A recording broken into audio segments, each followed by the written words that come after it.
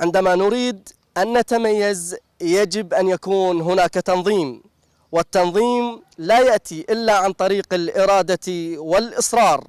أحبائنا عبر الموقع الرسمي لوزارة الشباب والرياضة، طيب الله أوقاتكم بكل خير ومحبة. وبرنامج صباح الشباب حلقة هذا اليوم ستكون مخصصة لما يدور داخل ملعب ميسان الأولمبي، فكونوا معنا.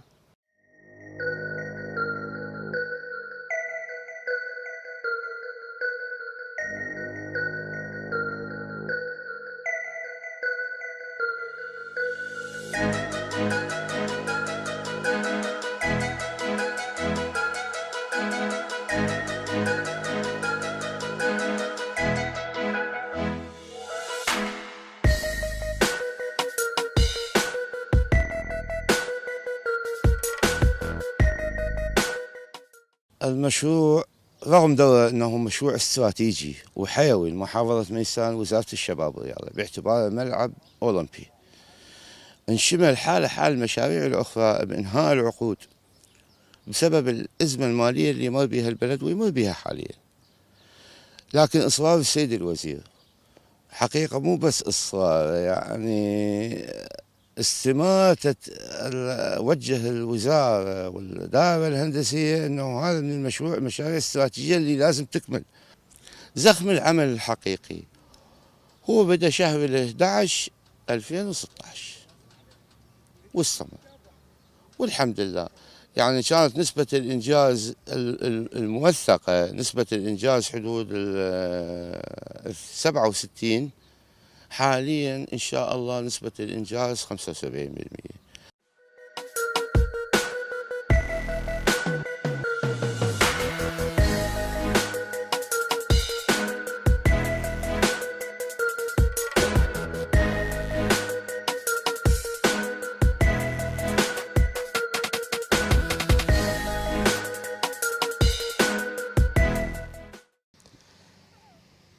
أعزائنا عبر الموقع الرسمي لوزارة الشباب والرياضة وبرنامجنا صباح الشباب، مثل ما عرفنا من المهندسين أنه الأعمال الصحية الميكانيكية شبه مكتملة.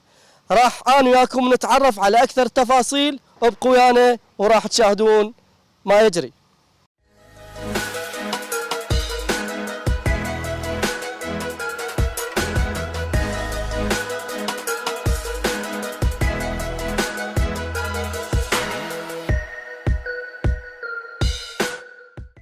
أعزائنا عبر الموقع الرسمي لوزارة الشباب والرياضة وبرنامجنا صباح الشباب، بعد دخولنا المفاجئ لإحدى المجموعات الصحية داخل ملعب ميسان الأولمبي، وجدنا أن هناك كادر من الأخوة المهندسين والعمال يعمل في هذه المجموعة، وأكيد راح يكون لقاء وياهم وكلام خاص بعملهم. السلام عليكم.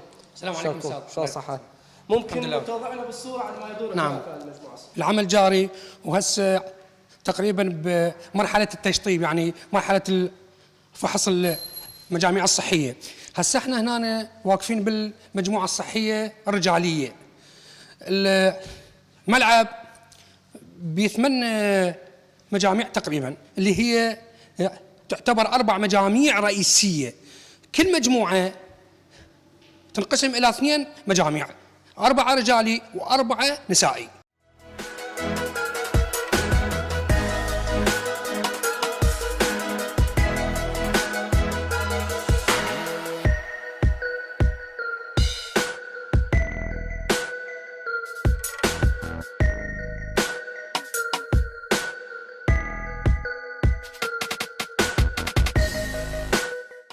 تمت المباشرة بزراعة الملعب بتاريخ 3/4/3، وتم الانتهاء منه زراعة يوم كامل.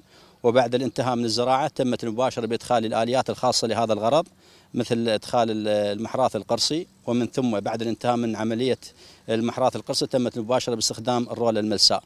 وبعد الانتهاء من استوائية الملعب تمت المباشرة بأعمال السقي المنظم حسب ظروف المناخ. لمسنا جدية ومتابعة من قبل الوزارة المتمثلة بالسيد الوزير الشباب المحترم لمتابعة هذا المشروع من أجل إتمامه وإنجازه في الوقت المقرر، وذلك أن جماهير ميسان تنتظر هذا الصرح العظيم، وإن شاء الله في أقرب وقت ينجز هذا المشروع.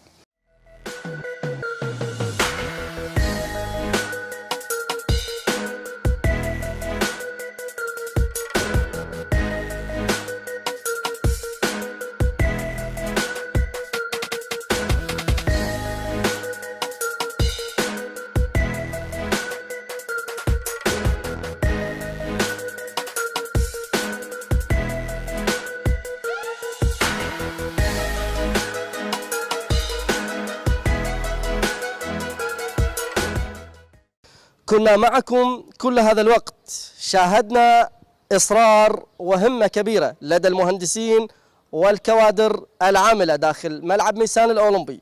شكرا لحسن المتابعة، وصباح شبابي جديد.